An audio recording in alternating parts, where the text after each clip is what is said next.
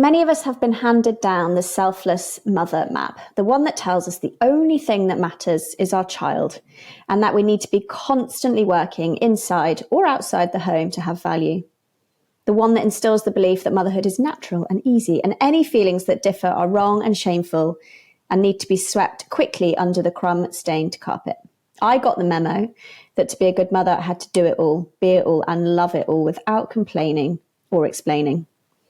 It told me that while I should wish for my children to be happy, I shouldn't care about my own happiness because as the mother, I didn't matter. But every time I ignored my needs, didn't make space for my feelings, and chose the comfort of others over advocating for myself, I took a wrong turn, and it left me broken. This new map is going to show you how to ignore the signs pointing towards martyrdom, perfectionism, people-pleasing, guilt, and control. Instead, it will show you new paths pointing towards self-worth, confidence, self-value, and protecting your time and energy. Following these paths will guide you towards a life filled with more energy, more confidence, and more joy. Thank you. Zoe, I can obviously resonate with your story, and I wrote down, I didn't matter. And I want to talk today about not only the cultural expectations for women, but almost like this primal struggle of knowing, like the inner knowing of like, not this, like I can't live like this, I can't mother like this, but also this primal fear of like, if I'm not good, like, am I failing as a mother? So I'm curious your take on that, the duality of like knowing this is not in alignment, but the world is telling you you can't do it another way. Yeah, I think what you're talking to is those societal messages of what we should be doing. I call it the should scam. And the should scam tells us that we should look a certain way, we should parent a certain way, we should have children in a certain setup, often heteronormative. There should be two present parents. The house should look like this, that we should feel a certain way. And one of the most powerful things that you can do in your motherhood is to really untangle yourself from those shoulds so that you can start thinking, well, actually, who am I? And who am I in motherhood? And what is important to me in my life? And how am I going to start aligning my values? And then there isn't really that tension dissolves. So much of that tension comes from that outside pressure. And it's actually quite a simple exercise when I do it with people to jot down all those shoulds, because they come very quickly because they're so present. So it's really about unraveling those to then start thinking, okay, well, what do I want? Mm-hmm. What is important to me? What do I want to model? What do I want my children to see about what it means to be a mother, a woman, a person? How would I want them to describe me? Mm-hmm. And then I think that absolute tension starts to dissolve. Do you remember the moment when you were you probably mentally had your list or you were writing it down, but like your breaking moment of like, I cannot live like this anymore. I can't mother like this. Was it pre-motherhood? Was it like after, and you were like, whoa, this was not expected? What was that journey for you at the beginning? It was about 10 months in, and I was sat in my living room floor, and my little girl was upset about something, and I just felt absolutely exhausted. And I realized that for someone who had engaged in a lot of healing, a lot of, you would call it self-care, I don't actually like that term anymore, I had let all of that go. Mm-hmm. And I suddenly realized in that moment that this was the most intense role I'd ever held in my life. And I was completely sabotaging my ability to do it, really, because I wasn't looking after myself. I had completely neglected any of those practices that I'd had. And at the root cause of that, a lot of that was about control. A lot of that was about not wanting to ask for help. A lot of it was about martyrdom. A lot of it was, if I'm with her, then I'm playing with her. I really struggled to just put her in the bounce or whatever and do an exercise class for myself. That felt neglectful for me. Absolutely wasn't. That was my programming. So yeah, it was about 10 months in, and I had this absolute moment of, this is the most important thing I've ever done. I have to resource myself for it, almost when you get a big promotion at work. Mm-hmm. And I remember in my previous corporate life, there was a woman who got promoted to managing director, and I asked her what her top priority was. I said, what's your top priority now you're at managing director? And she said, it's investing in myself because I'm likely to burn out in this new role. And if I do that, I failed. I don't want to do that. I thought, isn't that fascinating? That's so normalized in the corporate world when we take on extra pressures and extra responsibility for other people, that we know to invest in ourselves. That's encouraged, that's celebrated. There's budgets for that in business. And yet the opposite happens when we become parents, and especially mothers. We do the opposite. We take on more responsibility, we take on more pressure, and yet we put ourselves at the bottom of the pile. So from that point on, I really started to do things differently. And that's when I really started to get passionate about the motherhood space, because at that point, I hadn't really had the idea for Motherkind, or what I then went on to create. So that was the start of it, really, of things changing. I was going to ask you, when you were kind of like seeking that change, did you see a lot of female role models that you were like, okay, she's leading, she's a role model for who I can become? Or did you feel like you needed to like blaze a trail? I mean, they absolutely existed, but I think part of the challenge is that on social media, people don't talk about the challenges of motherhood because it's still so taboo. So what I saw instead was lots of people who looked like they were doing really well and doing those things. And now, having coached thousands of mothers, from all demographics, from, global CEOs all the way to, brand new mother, at home, I've coached on the spectrum. And I think what I've learned is that everyone has challenges, and those challenges are different. But I definitely didn't see that when I was looking on things like social media, or even podcasts, or even books. So that felt quite new to me. At the time, this was a decade ago, it was really the rise of the mummy blogger, and there was lots of conversation about how hard it is, but the solution was often a joke, like it was funny how hard it was. The best-selling book at the time was called Hurrah for Gin, which was about, it was funny, basically drinking through it. Well, I was sober, so I needed to find different ways and tools to manage the pressures of it that didn't involve alcohol. And that was really the conversation at the time, was all about, mummy drinking groups and getting through it. And I just felt really outside of that. So it's not surprising, I suppose, that I then went on to create my own space and community, selfishly, really, so that I felt seen and supported in the way that I wanted to be. Yeah, the mommy juice culture of needing to cope. And I remember a time where I specifically had to opt out. What is that book? Seth Godin's like Tribes or something like that. I don't know. There was a book that I was reading about, like, when you actually leave a circle, like the primal instinct that you are like othered, that you are being left. And I could feel that, where I'm like, I have to leave this toxic culture of motherhood. Like, I have to consciously unfollow, unsubscribe. And, even today, I mean, my kids are 20, 15, and 12. So it's very different. But when I see the humor in it, I'm like, haha, that's funny, but it's not funny. It's not funny. And so it doesn't hit me like it used to, but I just had to mentally and physically unsubscribe from those things, because I just couldn't let it be in my consciousness, because I had to be like, how do I want to feel? How do I want to feel? So that, like, physically leaving that. I also noticed not a trend, but humans were designed for connection and belonging. And so when I would meet other women, if I was dropping my kids off at, the play dates or the school activities, they would try to create connection through suffering. Like, connection through like, oh, are you in pain too? Are you suffering? Is this hard for you? And I was like, yeah, it's hard, but I want to have conversations about how to not let it suck the life out of me, how to not feel like I'm drowning all the time. And it was very, very difficult to find that. I just heard you say you no longer resonate with self-care.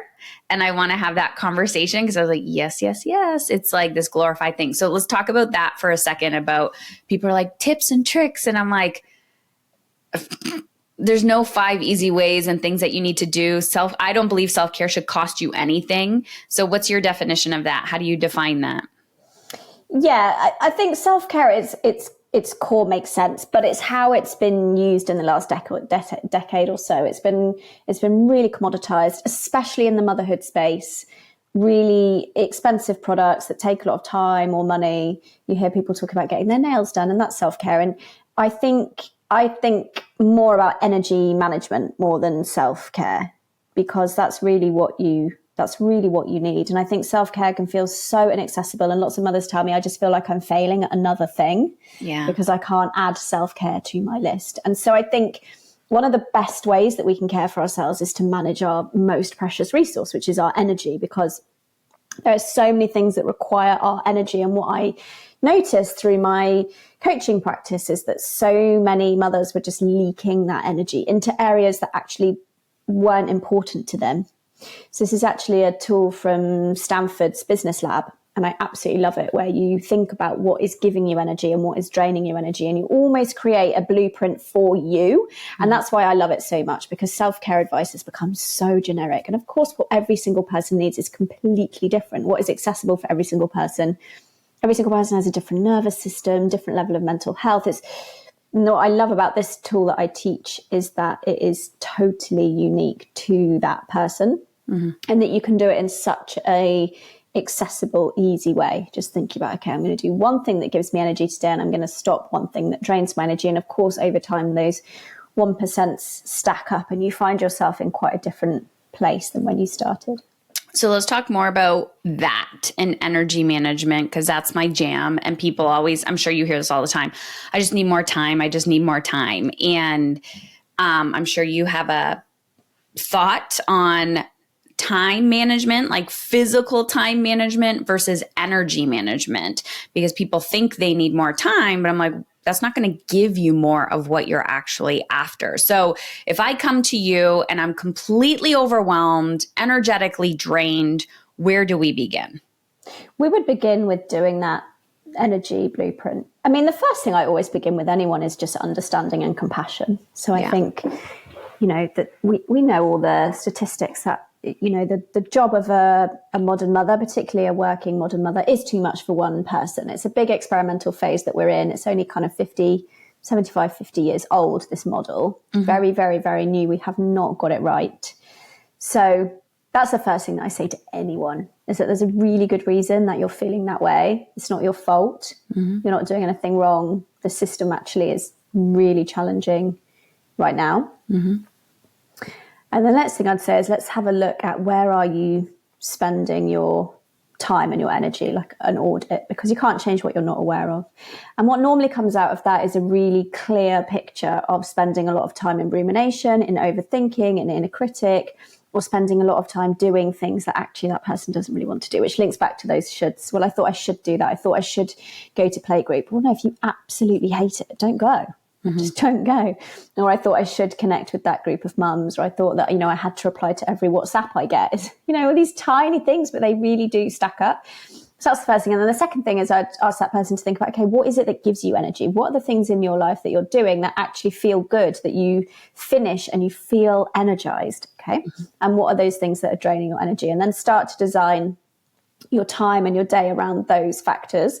Also taking into account things like us, where we are in our cycle, which obviously has a huge impact on on energy, and thinking about when is your energy highest, and how can you align the things that require that most amount of energy from you at that time. So really letting go of the idea of time management and thinking about energy management for me is huge, and it makes so much sense, especially for mothers, I think, where there's, as you say, there's never enough time. We have to get really good at boundaries, really good at priorities, really good at saying no, really good at being deeply uncomfortable with going against the grain, doing things differently.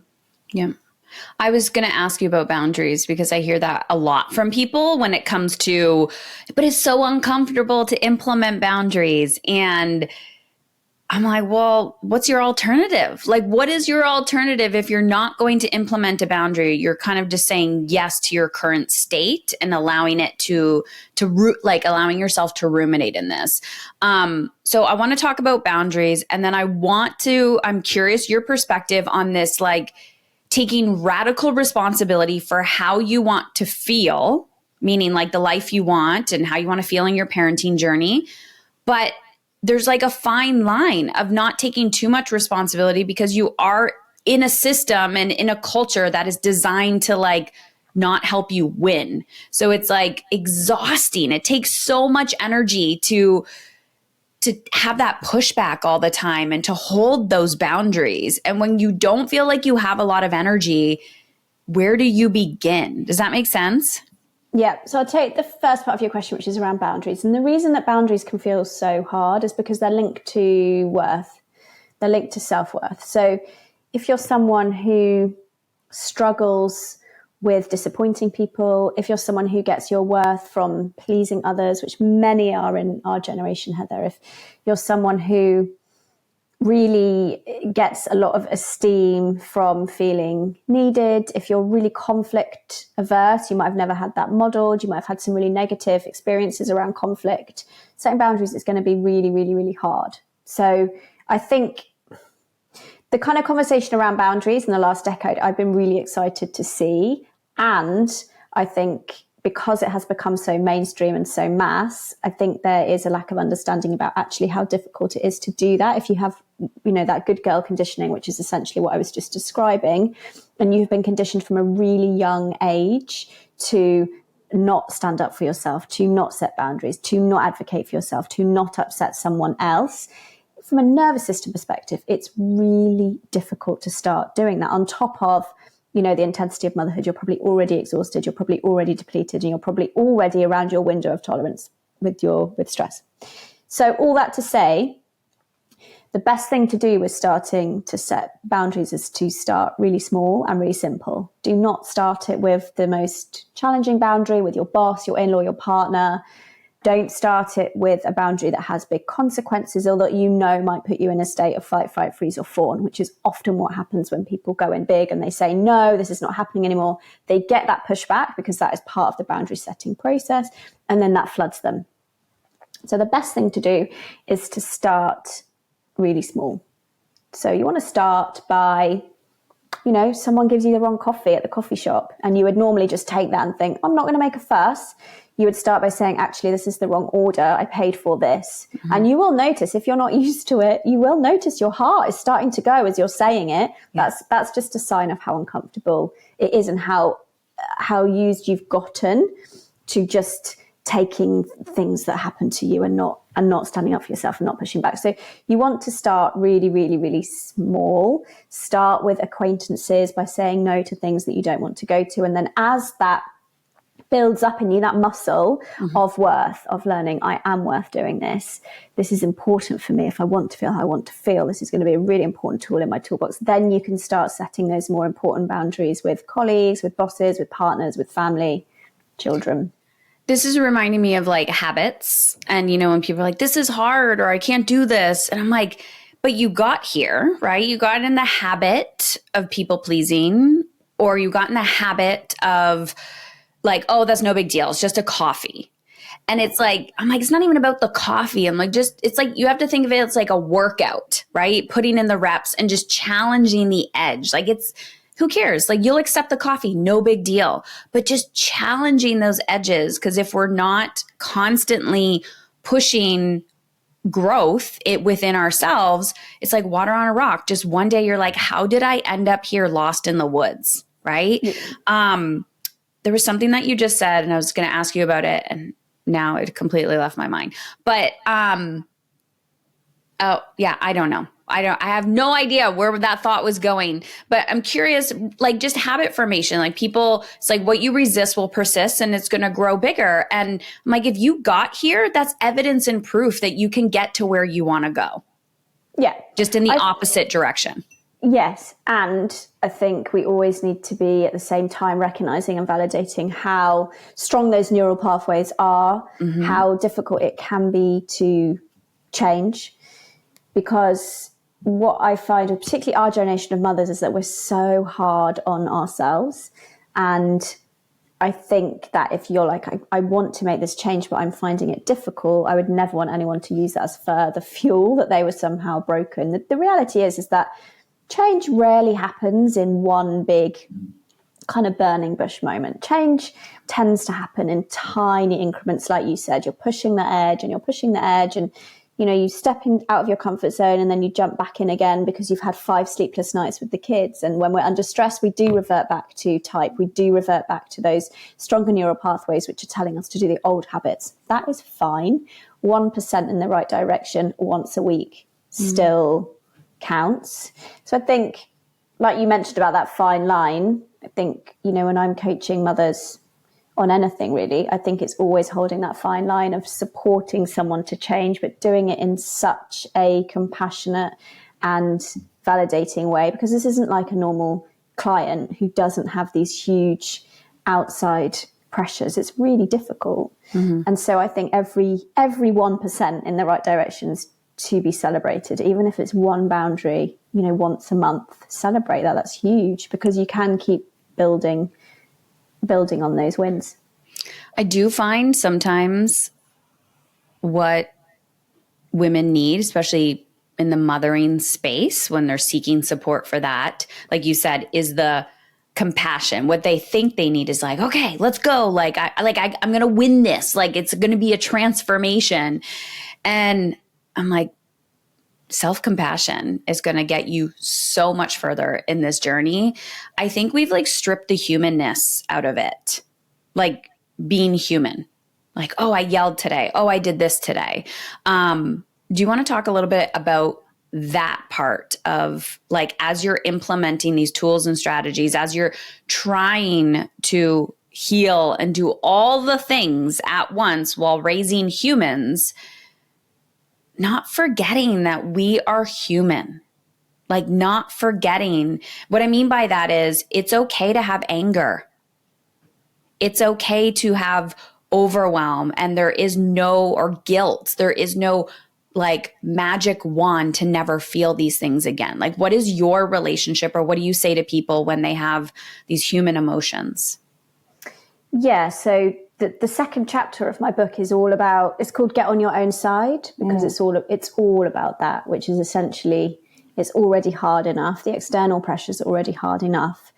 So we don't need to make that twice as hard by then coming down hard on ourselves too. So I talk a lot about how to look at your beliefs and your thoughts and your actions, and really making sure that you are being a friend to yourself, which is new for many women. Yeah. But I think if there's ever a chance to learn to do that, and the most powerful point to do that is probably in motherhood, when you're going to need it the most. In terms of feelings, in the book I have a whole chapter on feelings as well, and a whole section on anger. And again, I think, many of us growing up in the 70s, 80s, 90s, feelings and how to feel feelings and emotional health just wasn't a conversation. Many of us are learning that alongside our children. I think that is a beautiful thing. Yeah. I love that I'm learning alongside, we're doing it together. And I talk, lots and lots of tools that you can do to learn to connect with your own feelings. First of all, becoming aware of how it feels in your body to experience different feelings, which can become also a little bit of a warning sign for when you feel like you might explode, or when you feel flat or sad, and what to do about that. But the biggest thing with feelings is to accept them, actually. I think we, particularly growing up, lots of us were taught that the way to handle feelings is to push them away and ignore them and kind of just carry on as if they didn't exist. That has the opposite impact. Mm-hmm. By far the most powerful thing is to welcome them in, let them pass, see what they have to say, know that they're not facts, but know that they're part of you. And the same, interestingly, is exactly the same, the studies tell us, is the best thing to support our children through a tantrum or, a huge outburst of anger, is we want to shut it down. When we do that, it tends to last longer, actually. What works better is welcoming it and naming it. So I talk a lot about that, because I really thought, Heather, that I could raise emotionally healthy children just kind of not having to look at my own emotional health.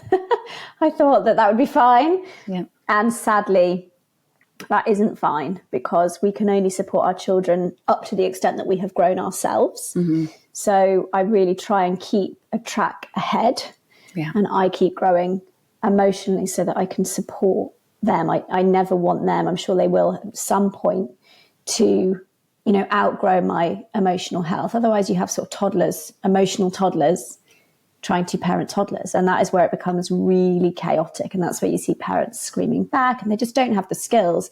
There's nothing wrong with that. It's just a lack of skills. If you weren't taught this, where are you supposed to learn it? And so, yeah, I feel super passionate about teaching those emotional regulation skills. I love that. I'm curious if you had to look back and talk to your younger self, like your new mom self, what would you say to her? What does that version of you need to hear? Oh, I think she needs to hear that she's not doing anything wrong. You know, she's finding it hard because it is really hard, that her nervous system is flooded, but she doesn't know it yet.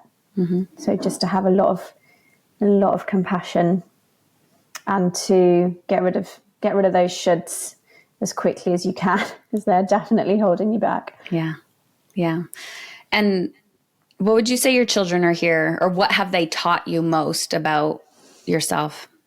I mean, everything really, because, you know, having children is what fueled my career change, fueled my knowledge and my passion. It's completely changed my life. So I think they were here to teach me to be authentic to me, to take risks, to follow my passions, that I have something important to offer the world, and that I can do both those things alongside being a really present mother, which is never easy, but that's definitely the challenge that I've taken on for myself. Yeah, they've taught me so much, more than anything else in my life. Yeah. Zoe, you're doing big work in the world, and I am so grateful that we're having this conversation today. Can you tell everybody about your book, where they can get more of you, and what you're up to? Yeah. So my book, Motherkind, A New Way to Thrive in a World of Endless Expectations, is out now in the UK and Europe. It's out in the US and Canada on the 25th of March this year, 2025. On Instagram, I'm Zoe Blaskey. The podcast is called the Motherkind Podcast, and there are over 500 episodes now of many of the world's leading thinkers on well-being, psychology, sociology, parenting.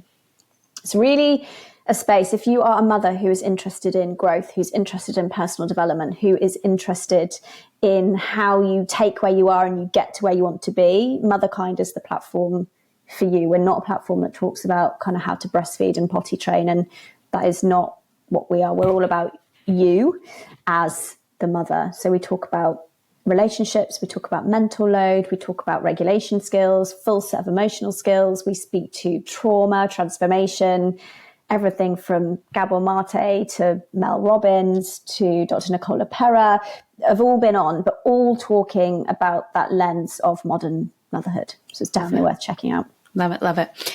Thank you for being here. Thank you. Thank you for having the courage to keep going, because I know it's not always emotionally comfortable to be a trailblazer. So thank you. Thank you.